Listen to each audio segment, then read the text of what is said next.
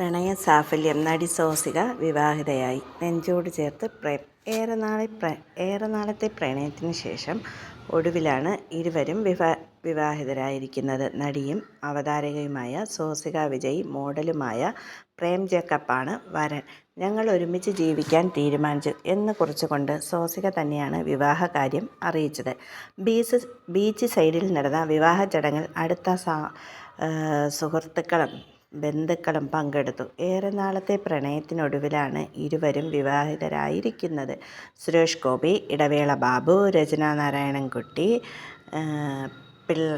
മഞ്ജു പിള്ള, സരയു, ശ്വേത മേനോൻ തുടങ്ങിയ നിരവധി പേർ സോസികയുടെ വിവാഹത്തിന് പങ്കെടുത്തു.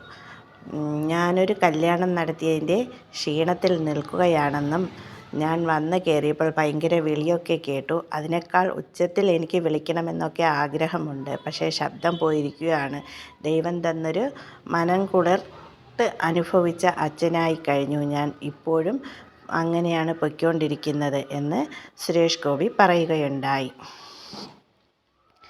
വിവാഹ സൽക്കാര വേദിയിൽ പറഞ്ഞത് ഇങ്ങനെയാണ്.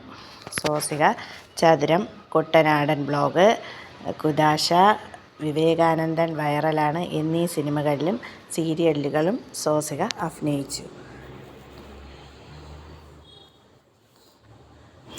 ഒരു സീരിയലിൻ്റെ റൊമാൻറ്റിക് ഷൂട്ടിനിടയിലാണ് സോസിക ജേക്കബിനോട് പ്രണയം പറഞ്ഞത്.